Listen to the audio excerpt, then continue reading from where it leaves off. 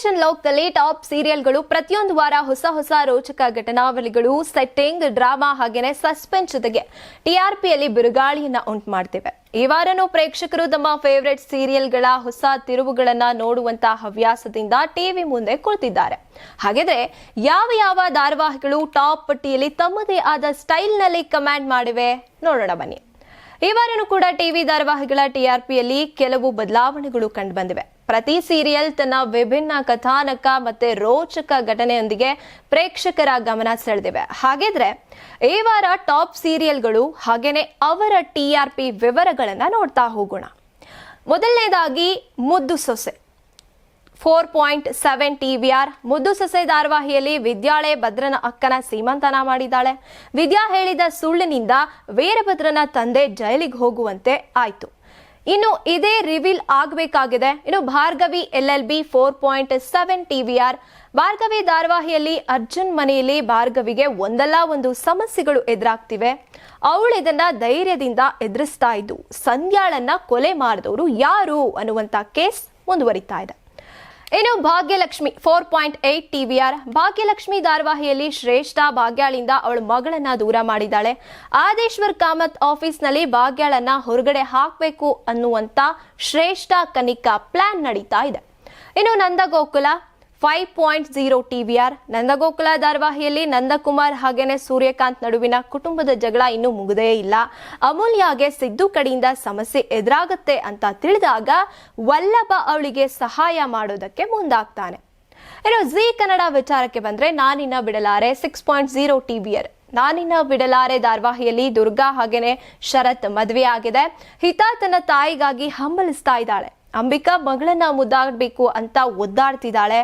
ಶರತ್ ದುರ್ಗಾ ಒಂದಾಗಬೇಕು, ದುರ್ಗಾಳನ್ನ ತಾಯಿ ಅಂತ ಹಿತ ಸ್ವೀಕರಿಸಬೇಕು ಅಂತ ಘಟನೆ ಮುಂದುವರಿತಾ ಇದೆ. ಇನ್ನು ಲಕ್ಷ್ಮೀ ನಿವಾಸ 8.8 TVR. ಲಕ್ಷ್ಮೀ ನಿವಾಸ ಧಾರಾವಾಹಿಯಲ್ಲಿ ಸಿದ್ದೇಗೌಡರು ಹಾಗೇನೆ ಭಾವನಾಳನ್ನ ದೂರ ಮಾಡೋದಕ್ಕೆ ನೀಲು ಪ್ರಯತ್ನ ಮಾಡ್ತಿದ್ದಾಳೆ. ತನುಗೆ ವಿಶ್ವ ಜಾನುಗೆ ಸಂಬಂಧ ಇದೆಯಾ ಅಂತ ಡೌಟ್ ಬರ್ತಿದೆ. ಮತ್ತೊಂದ್ ಕಡೆ ಹರೀಶ್ ಸಂತೋಷ್ಗೆ ಬುದ್ಧಿ ಬರ್ತಾ ಇಲ್ಲ. ಇನ್ನು ಕರ್ಣ 9.5 TVR. ಕರ್ಣ ಧಾರಾವಾಹಿಯಲ್ಲಿ ಕರ್ಣ, ನಿಧಿ ಹಾಗೇನೆ ನಿತ್ಯ ಮಾರಿಗುಡಿಗೆ ಹೋಗಿ ಕೆಲವು ತೊಂದರೆಗಳನ್ನ ಎದುರಿಸ್ತಿದ್ದಾರೆ. ಇದೀಗ ಕರ್ಣ ನಿಧಿಗೆ ಪ್ರೇಮ ನಿವೇದನೆಯನ್ನ ಮಾಡಿದ್ದಾರೆ. ಇನ್ನು ಕೊನೆಯದಾಗಿ ಅಣ್ಣಯ್ಯ 9.7 TVR. ಅಣ್ಣಯ್ಯ ಧಾರಾವಾಹಿಯಲ್ಲಿ ಶಾರದಮ್ಮನ ಕುರಿತ ಎಪಿಸೋಡ್ ಪ್ರಸಾರ ಆಗಿದೆ. ವೀರಭದ್ರನ ಕೋಟೆಯಿಂದ ಶಾರದಾ ಹೊರಗಡೆ ಬಂದಿದ್ದಾಳೆ. ಇನ್ನೊಂದ್ ಕಡೆ ರಾಣಿ ಜೀವನ ಕಷ್ಟದಲ್ಲಿದ್ದು ಜಿಮ್ ಸೀನ್ ಮತ್ತೆ ಪಿಂಕಿ ಬೇಬಿ ಲವ್ ಸ್ಟೋರಿ ಮುಂದುವರಿತಾ ಇದೆ. ಇನ್ನು ಅಮೃತಧಾರೆ 9.2 TVR. ಅಮೃತಧಾರೆ ಧಾರಾವಾಹಿಯಲ್ಲಿ ಹೊಸ ಅಧ್ಯಾಯ ಆರಂಭ ಆಗಿದೆ. ಗೌತಮ್ ಮತ್ತೆ ಭೂಮಿಕಾ 5 ವರ್ಷಗಳ ನಂತರ ಭೇಟಿಯಾಗಿದ್ದಾರೆ. ಆಕಾಶ್ ಈಗ ದೊಡ್ಡವನಾಗಿದ್ದು ಶಾಲೆಗೆ ಹೋಗ್ತಾನೆ. ಮುಂದಿನ ಘಟನೆಗಳಿಗೆ ಪ್ರೇಕ್ಷಕರು ಕಾದ್ ನೋಡ್ಬೇಕಾಗಿದೆ. ಒಟ್ನಲ್ಲಿ ಈ ವಾರದ ಟಿಆರ್ಪಿ ಯುದ್ಧದಲ್ಲಿ ಅಣ್ಣಯ್ಯ ಧಾರಾವಾಹಿ ಮೆಟ್ಟಿಲೇರಿದೆ. 9.7 TVR ದಾಖಲಿಸಿ ಮೊದಲ ಸ್ಥಾನ ಗಿಟ್ಟಿಸಿಕೊಂಡಿದೆ.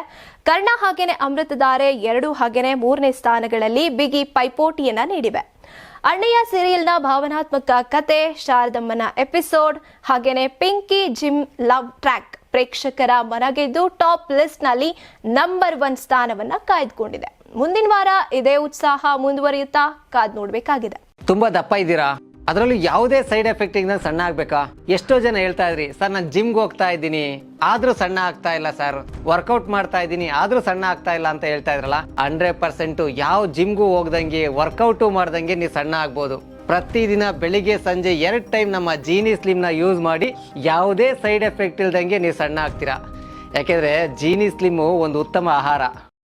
ದೇಹದಲ್ಲಿ ಬ್ಯಾಡ್ ಕೊಲೆಸ್ಟ್ರಾಲ್ ಜಾಸ್ತಿ ಆದಾಗ ಹಾರ್ಟ್ ಅಟ್ಯಾಕ್ ಆಗೋ ಚಾನ್ಸಸ್ ಜಾಸ್ತಿ. ಇತ್ತೀಚೆಗಂತೂ ಸಿಕ್ಕಾಪಟ್ಟೆ ನ್ಯೂಸ್ನ ಕೇಳ್ತಾನೆ ಇದ್ದೀವಿ. ಸೊ ಬ್ಯಾಡ್ ಕೊಲೆಸ್ಟ್ರಾಲ್ನ ಕಮ್ಮಿ ಮಾಡೋದಕ್ಕೆ ಉತ್ತಮವಾದ ಆಹಾರ ತುಂಬ ಇಂಪಾರ್ಟೆಂಟು. ಜೀನಿ ಸ್ಲಿಮ್ ಯೂಸ್ ಮಾಡಿ. ಕರೆಕ್ಟ್, ಜೀನಿ ಸ್ಲಿಮ್ನಲ್ಲಿರುವಂತಹ ಎಷ್ಟೋ ಆಹಾರ ಧಾನ್ಯಗಳು ಕೊಲೆಸ್ಟ್ರಾಲ್ ಲೆವೆಲ್ನ ಕಮ್ಮಿ ಮಾಡೋದಕ್ಕೆ ಹೆಲ್ಪ್ಫುಲ್ ಆಗುತ್ತೆ. ಸೊ ಹೆಲ್ದಿ ಆಗಿರಿ, ಜೀನಿ ಸ್ಲಿಮ್ನ ಯೂಸ್ ಮಾಡಿ.